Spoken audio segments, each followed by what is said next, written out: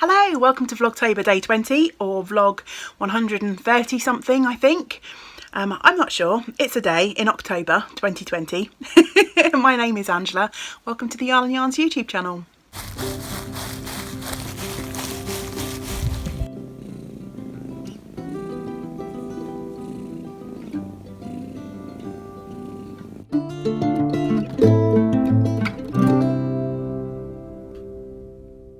I hope you're well today. Thank you so much for being here. This is my little space on the internet where I chat about my craft life, the things that I've been making. I knit, crochet, spin and weave, and once a week I sit in front of my camera and chat to myself. By which means I get to chat to you all about what I've been making in the last week or so, and this is one of those videos. Although as we're in the midst of Vlogtober, this is also counting as my today's Vlogtober offering. On that note, before I get stuck into what I've been making, I do want to do one of our community shout outs throughout Vlogtober.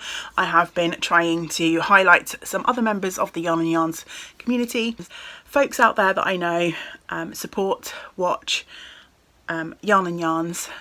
So I just wanted to share some of the love. I've been very grateful to receive a lot of love and kindness since starting this channel. So I just wanted to try and share a little bit of that by shouting out some of the people that I know are here. So today's shout out goes to the lovely Tammy, and Tammy has the Yarning at the Homestead channel, and I'll put a link below to Tammy's channel. Tammy's lovely. She lives over in the US. She does a lot of knitting. She loves to knit socks, which is something that we have in common. And through our little chats both here and on Instagram, I've discovered that she also loves The Secret Garden, which if you've been watching for a while, you know is one of my all-time favourite books. So yeah, Tammy and I have lots of different things in common, which is always really lovely to find out. So yeah, I'll put a link to Tammy's channel below, and if you do go over and check out any of her videos, then please say hello, let her know that I've sent you over, and if you enjoy what you see, then please subscribe to Tammy's channel. So hopefully you're now back, you've finished watching Tammy, and you're ready to see what I have been working on this week. It's been a bit of a weird week. If you've been following along with Vlogtober, then you might remember that on Friday I had this really strange migraine, which left me feeling really dizzy and off balance. Yesterday I had a super busy work day, so it's pretty much 2 days since last Tuesday that I didn't really do anything creatively, didn't knit a stitch, didn't spin a single gram of fibre. Hopefully you have had a better creative week than me, but nonetheless I still have some progress on some projects and one epic for me finish. So let's start with that. I finished my weaving. Woohoo! So if you have been following along for a little while, you'll know that this is my third attempt to have this project off the ground. I warped up my loom, which is a shacked cricket, just a little 10-inch that I picked up secondhand. And this, I warped it up twice and managed to mess things up. I don't even know how I did it, but I did. And I did the same thing twice in a row. And then third time lucky, I warped up and all was fine. And I wanted to weave a scarf using 2 fixed points in my room up here in our attic, in our house, to see if that would give me a good scarf length. So it was kind of a bit of a trial. If you watched Sunday's Vlogtober, you will have seen me cutting this off the loom, and a few of you remarked that it seemed like a never-ending piece of fabric, and you're quite right. I have made a scarf, but it's a scarf of Doctor Who proportions. If you know Doctor Who, you will obviously know what I'm talking about. So this is it held double, and when it's held double, hold it at the top of my head. It reaches the ground, and I'm 5'6". The 2 fixed points that I use are probably slightly too long for a scarf, but having said that, it is like a triple wrapper, so it's not too bad, and it's not bulky at all. So I would definitely still wear it as a scarf. but I think for a lot of people maybe it would be just a little bit too much. I still need to work on getting the perfect length, and I have an acquisition that might help me with that, so I'll chat about that later. Used some undyed 4-ply, a merino nylon combination for the warp, and for the weft I used a ball of Wendy Rome Fusion, which is a commercial sock yarn. This yarn is not made anymore, but it was just a standard commercial 4-ply, and a lovely kind of mild gradient. I'll take it off because I can show it to you a little bit better now that it's not being worn. There are several mistakes in this fabric, but I'm really pleased with it nonetheless. My edges in places are a little bit wonky, you can see there, it's a bit of a dip there, but that also coincides with one of the mistakes that I've made, and I'll chat about that in a minute. But I'm really pleased with how the fabric sort of graduates in colour. I didn't kind of follow the colour as set out in the ball of yarn exactly. I was just winding up my shuttles, and I didn't bother to match up sort of one end where I'd left off from the ball, if that makes any sense. So I got an even more sort of random stripy effect. I'm not entirely sure how to finish off woven pieces properly. I kind of have a feeling this is only the third piece of weaving that I've completed, and the first one was a tiny teeny little skinny sample. I get the impression that maybe you're meant to kind of do a hot water cold water soak to sort of felt things or full things a little bit. From my limited knowledge and the few videos that I've watched about weaving, that seems to be what people chat about. All I did for mine was just shove it in a sink with a bit of Eucalan, like I do with my finished knitted items, and just left it to dry. So I'm not sure if I need to do anything else. It seems to be fairly nice. I'm not sure whether I'm going to do anything with the ends, like you can sort of twist and plait and do all sorts with these fringes, or whether I just leave it as a fringe in the sort of like little groupings where I've hem stitched. I quite like how it looks. I'm not sure I need to do anything other than maybe give it a little bit of a trim to straighten things out. The one thing that I'm not so keen on with this particular piece is where I started. My hem stitching basically is right on the cusp of a colour change. You can't see it, I think you can just about see it. It's a bit more noticeable in real life than on the camera. There's quite a dark green stripe right at the end where it's just on the cusp of a colour change. So if I was working with this sort of yarn again, I might be a little bit mindful about things like that. I think that's slightly jarring to the eye. So it wouldn't stop me wearing this as a scarf or using this fabric. I kind of, if I don't get anywhere out of it as a scarf, then I may cut it up and make some project bags. But we shall see. As I say, I've had limited weaving experience, but I watched a video from Kelly Casanova, who's here on YouTube. She has some fab weaving videos showing you how to kind of join your ends in if you've reached the end of one of your shuttles. And that's what I've always followed up until now.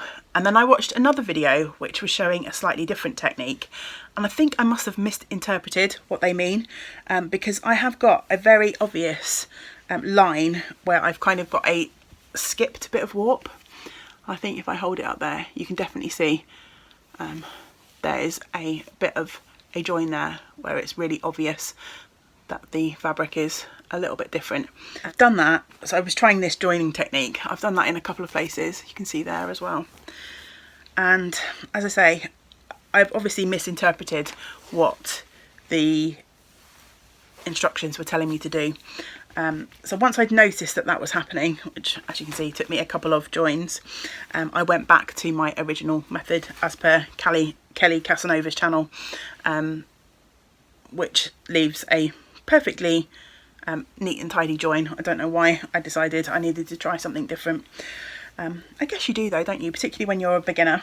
You want to experiment with all the things, and watching one person's methods or learning about one person's methods doesn't mean to say that that's the right way, and it doesn't mean to say that that's going to be your personal preferred method of doing things. So it's always good to have a play around. Woven scarf finished. I feel very swish.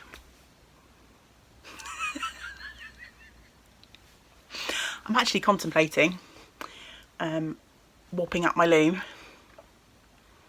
warping up one of my looms, spoiler for later, and maybe weaving a scarf for James's mum for Christmas. As I was waffling away towards the end of my video, I realised when I was talking about my woven piece, I didn't actually let you know how much yarn I used. So I used pretty much a whole skein of the white and a whole skein of the Wendy Rome, the coloured yarn. I've got the leftovers of my undyed, and it's this little nugget here, which is maybe 5-6 grams, and I have a very similar quantity of the Wendy Rome left as well. So yeah, 2 balls of fingering weight yarn makes a pretty reasonable length scarf.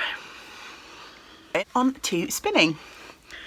I have finished this week my second bobbin of the gorgeous fibre the lovely Kathy Mountain Pearl sent to me earlier on this summer. She so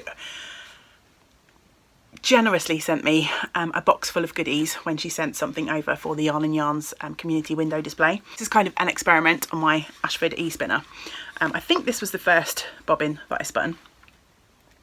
And this is a 100 gram braid, and Kath sent me 2. I spun the second bobbin, and I would have already started plying this. I felt the urge to play with it yesterday, but because this bobbin's been sat around for quite a while and the singles have been resting, I thought I'd leave this for a day or 2 before I start plying them together. And this is kind of my experiment in whether I can fit 200 grams onto one of these giant jumbo bobbins on my Ashford.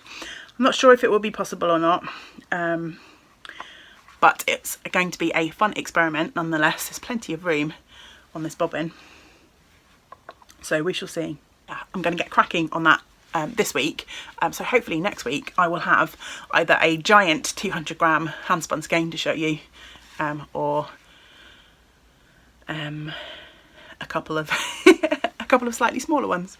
When I had a couple of minutes yesterday, it was very late in the evening and I wanted to spin, and I decided not to go ahead with the Ashford plying. I decided to grab my support spindle. I started this a couple of weeks ago, and it's just a tiny little sample of fibre that I got free with an order that I placed from Spin Jones, a lovely fibre dyer here in Wales. And I was playing around with this lovely supported spindle that I purchased from a Canadian spindle maker. And this was advertised as one that you could use as a drop spindle or a supported spindle, and I'd used it as a drop spindle, but I hadn't used it as a supported spindle. So I just grabbed this really fun little sample of fibre, which is some sort of wool silk blend. There were no details on the little packet, but the silk bits are quite textured and neppy, really fun to spin. And when I first started spinning on this is a spindle made from bog oak. It wasn't quite as nice an experience as I'd had with my other supported spindle. The other spindle that I own is from Enid Ashcroft.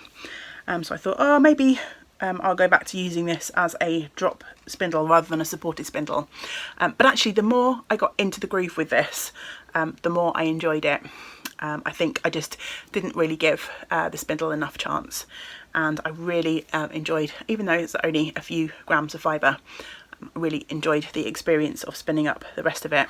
Oh, I love the beautiful patterning on this spindle, so pretty. So yeah, I finished that up yesterday, so I think I'm just going to wind this off and 2-ply it back with itself for just a really teeny tiny fun textured little hand spun sample that will most likely end up in a gnome. Finally, on to knitting. I haven't felt the pull towards knitting this week. I was really concentrating on getting my woven piece finished, and I thought last week I was a lot closer to having it finished than I actually was. I think because it was a slightly longer piece of fabric than I thought. So yeah, I spent quite a lot of my creative time this last week working on the scarf. However, on Sunday, I think it was, Sunday evening, yeah, it was definitely evening, I picked up my Waiting for Rain shawl again, which is one of the projects that I wanted to work on in October. And I managed to put in the next lace section. This is a really lovely pattern by Sylvia McFadden, Soft Sweater, I think. Hopefully I'm remembering that right. My project will be linked below, but please be aware that that link will take you to Ravelry. So if you're not able to use Ravelry at the moment, please don't click on those links. Don't want you to cause yourself any harm. So yeah, I popped in this lace section. So I'm actually fairly close in terms of sections to the end of this shawl now. I've got one more garter section to work like this, one more lace section, and then there's like another sort of garter-ish section, and then you bind off, I believe, if I'm remembering that correctly from the pattern. However, the stitches are still increasing, and I'm up to about 400 stitches a row now. So although it feels like I've only got a few inches left to do in terms of length, going to be quite some number of hours knitting time. The next section I think will go fairly quickly, the next garter stitch section. So yeah, we've still got a wee bit of October left, but I haven't worked on all of the projects on my October list yet, so I feel like at least I've now picked this up and worked on it and made a little bit of progress. I'm not sure whether to move on to something else or work and finish at least one more section, and if something else on the list doesn't get touched, then it doesn't really matter. It's just an arbitrary list made by me just for fun, so it doesn't really matter if I don't touch all of those projects. I made a teeny tiny bit of progress on my mother-in-law's birthday socks, so they really need to be the focus of my attention in the next couple of days. It's her birthday on the 30th, so about 10 days time. So I think there's probably about 2 evenings worth of knitting left in those. I did a little bit more on the leg this week. Last week I think I showed that I'd cast on and knit the cuff of the second sock. So yeah, I need to set my mind to doing that. So that will probably be my priority over the next couple of days, and then once they're done I can move on to other things. The second project that I worked on, this was most of my knitting time this week, in this gorgeous sheep bag by Eldenwood Crafts. I've got my shawl in here. I'm test knitting for Ellie of Curio Stitches, and I'm still working on, it's a garter shawl. It's called the Crescent Moon, so it's obviously a crescent design, and then it has an applied lace border on the end, and we've got until the end of November to finish this, so my aim is to try and get the garter stitch section finished by the end of this month, and I think I'm on track. The plus point of this shawl is, although you start casting on 350 stitches, you are decreasing all the time and straight away. So my stitch count is much more manageable now, is less than the length of the cord of my needle, which is good, because when I first started all the stitches were scrunched up on the cord. And I did put a progress keeper in. I put in the lovely progress keeper that was a gift from my lovely friend Jenny. It's this beautiful autumn leaf in this stunning sort of amber orangey colour. So as you can see, I've put a good swathe of knitting into this week, but it's really easy, just garter stitch backwards and forwards, and as I say, it's grown much quicker because the rows are getting much shorter. There are 2 sizes to this shawl. There's a small and a large. I am doing a large version, and you can also knit it in 4-ply fingering weight or sport weight. My yarn's probably a light DK, so slightly thicker than a sport weight. So yeah, I'm going to have a nice big cosy squishy shawl, especially after I put the border on. I'm using Rowan wool cotton for this, which is sadly a discontinued yarn. So yeah, that's everything I've been making this week. It doesn't seem like a lot, but I've made good progress and I finished the thing, yay! Probably need to run an iron over this, I've noticed. It's a bit wrinkled.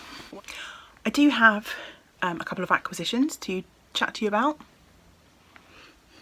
The first is a book which I hope will help me with my weaving. I made an order of books from Search Press, who is the supplier that I use, or one of the suppliers that I use for pattern books for my shop, Yarn and Yarns.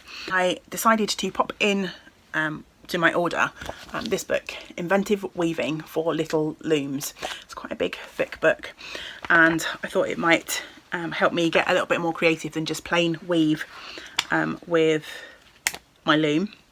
Got a rigid heddle loom, as I think I mentioned earlier, and the lovely Beverly, I think it was Beverly, wasn't it, you who commented to say that she has this book and there are some calculations in here for figuring out where to put your loom and your peg for making a particular length of fabric. So I definitely need to explore that a little bit more. If you've been following for a while, you know that my aim is to weave with some of my hand spun. I was looking to see if it was within arm's reach, but it's not. And I want to make a scarf from my hand spun. I feel like I might be one more project away from that. I want to experiment with a slightly shorter piece of fabric, I think. So I might aim to do that and then hopefully gift that experiment to mother-in-law for Christmas. But I'm thinking if I make another piece slightly shorter, then I can figure out for myself, I'll be able to wear it once or twice and then wash it again before I gift it to her. But then it might help me figure out whether I actually like a scarf this long, or if I do want something slightly shorter. I've lost my train of thought because I've just recorded a little bit of blather about how much yarn I use for this, which you'll have already seen, because when I edit I'm going to put it back in the right place. Inventive weaving on a little loom. That's the last thing I remember talking about. I hinted at a little acquisition earlier because I was enjoying weaving on my loom so much. It made me think about getting a slightly bigger loom, because the 10-inch shacked cricket is lovely, but this is pretty much the maximum width that I can weave on it, which is great for a scarf. And maybe if I chopped this up and added a little bit of fabric at the bottom, it would make some nice project bags. Definitely great for a very roomy notions pouch. I was thinking if I wanted to weave a cushion or a small rug, maybe the loom just wouldn't be big enough. So on a whim, I hopped onto Ravelry into, I think it's the UK Rigid Heddle Weavers group, and there's a little sort of for sale / in search of thread. So I put a little shout out to see if anyone had a 16 or a 24-inch loom that they fancied rehoming. When I looked them up, they're not extortionately expensive, especially compared to saving for a spinning wheel. I think they were around about £150, and the 16 and the 24, there wasn't too much difference in price, but then you've got to potentially add the price of getting new reeds as well, so it can soon add up. I thought before I buy brand new, I see if there's one out there that's unwanted, unloved. And a lovely lady got back to me and said that she had a 16-inch loom that she'd purchased, barely used, that then had an opportunity to purchase a multi-shaft loom, which is why she never got round to really making good use of the Ashford Rigid Heddle. So we chatted for a little while and agreed a price. And I now have a 16-inch loom. I'm not going to show it today. It's in the box just across the room, which is why I keep glancing over there. But I don't really have enough room in the little corner that I'm sat in. Seriously, this room looks like someone has come in and ransacked it. The whole house is a complete state at the moment because of all the stuff that we brought home when I emptied the shop. And I've been so busy that I haven't had a chance to get on top of it. Anyway, that's something for another day. So yes, I now have a 10-inch loom and a 16-inch loom. And my new loom, the Ashford, came with 2 different reeds and a few different bits and pieces, accessories. I haven't had a chance to dive into it properly yet. It literally arrived about 5 o'clock yesterday evening, and it was getting dark and I was still working. By the time I finished working, it was definitely dark. So I opened it up quickly this morning just to make sure that it was okay, so I could message the lady to say that it all arrived safe and unharmed. And I hope to be able to play with that a little bit more at the weekend. Before I sign off, a quick chat about the make-alongs that we've got going in the Yarn and Yarns community at the moment. We have the Vlogtober make-along. So anything that you make and finish within October, Vlogtober, Halloween, made it in autumn kind of vibe, you share your finished objects thread either in the Ravelry group, which is linked below, over on Instagram using the hashtag YNYVlogtoberCal, or email me yarnandyarns@yahoo.com. Anyone who manages to complete a finished object will go into a prize draw, and I am going to make a knitted gnome from my hand spun yarn to give away as a prize for that. I still need to spin up another yarn to make that, so that's also on my to-do list. And then we also have the TGIF Cal, which I'm hosting in conjunction with the lovely Caroline of Colourful Creativity, and that Cal goes until the end of the year. Any crafts are welcome, same as the Vlogtober Cal. Knitting, spinning, crochet, weaving, sewing, embroidery, whatever you fancy. The idea of that make-along is just to get things finished. Thank goodness it's finished, thank God it's finished, however you want to interpret those initials, you can. I'm hoping that it'll help me get through some of my whips, although progress at the moment is slow. Slow. You don't have to work on a whip, it can be cast on between now and the end of the year, as long as it's off the needles. By the time we get to the end of the 31st of December, it counts for our make-along. And again, finished object thread in the Ravelry group, hashtag TGIF Cal on Instagram, or email me or Caroline with your finished object photos.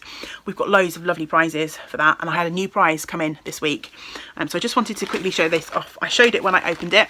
In case you're not able to watch all of the Vlogtober episodes, I just wanted to share this beautiful skein that's been donated by the lovely ladies at Maraki Crafts. Maraki? I think it's Maraki Crafts. Kate and Eve. They've sent this beautiful, beautiful skein of their Fallen Autumn Leaves colourway, and I'm really sad to be giving this away because it's absolutely gorgeous. And there's also a really fun ghost hand-stitched progress keeper on there. So thank you so much to Kate and Eve. I'll link their website below. They're also offering Yarn and Yarns viewers 10% off of their shop. You can use the coupon code Yarn and Yarns for 10% off anything that they have available in their shop. They have prizes donated by Caroline, some of Caroline's sock patterns. I donated a £10 voucher from the Yarn and Yarns web shop, and I had 2 other generous donations of £10 vouchers, so there's 3 vouchers to give away altogether. So yeah, get working on those projects, get them off of the needles by the end of the year, and then everyone will go into a little prize pot and we'll do some prize drawings. We should have plenty of things to give away. Also be expecting one more prize at least, but if you're a maker and you want to donate something to the prize pot, then please do get in touch. I'd be happy to chat to you, because I'm hoping we've already got quite a few finished objects over there, and we're only a few weeks in, so I'm hoping that we'll have plenty of entries, so it'd be nice to have lots of prizes to give away. Time for a quick bit of chit chat. I won't hold you too long because I know that many of you will know what I've been up to because of Vlogtober. But yeah, I've had an okay week, as I say, a bit up and down. Just in terms of that silly migraine that I had that knocked me out for a day. But yeah, other than that, pretty good. Here in Wales, we're going into another lockdown, which will start on Friday at 6 p.m. And that means that I won't be able to open the retail premises side of Yarn and Yarns. If you're new, I run a small yarn shop. I used to have my own premises, which closed at the end of August because of issues with the lease. I moved into a smaller space rented from another business here in Penarth. But alongside that, I have my website too. So it's not all doom and gloom from that perspective because the website is open 24/7. So I'm hoping that that will see me through the next couple of weeks, and hopefully if everyone does as they're meant to, we'll be through and out the other side before we know it. It does mean I'll have a little bit more time at home. At the moment I'm working sort of 2.5 days out of the house in the shop. So I'm hoping to use that time to get some bits and pieces up on the Yarn and Yarns D-Stash page and over on eBay as well. As I mentioned earlier, our house is a complete pigsty at the moment. There's just so much stuff. And I've had lots of really nice new stock come for the website too. So even more stuff's arriving all the time. I'm going to keep my spirits up and make the best of things. Let me know what things are like in your part of the country, in your part of the world, and I hope you've had a good week. Let me know what you're working on. Always like to be super nosy and know what projects you're up to, mainly because I don't have enough things in my queue. I always need to add more things to to my project wish list. So yeah, let me know what you're working on, what patterns you're using. Thank you for spending time with me. I always appreciate you taking time out of your busy weeks to sit and listen to me waffle on. I'll be back tomorrow for Vlogtober, but if you're not following along with Vlogtober, then I'll be back again at this time next week to share what I've been making. So until we get to spend time together again, I hope you get to do some of the things that you enjoy. Great big woolly hugs to you all. Bye for now. Yesterday I just had a super whizzy. Yesterday I had a super Izzy Wizzy Let's Get Busy. It is a commercial sock yarn, although sadly not made before. Although, yeah, no one's ever made it before.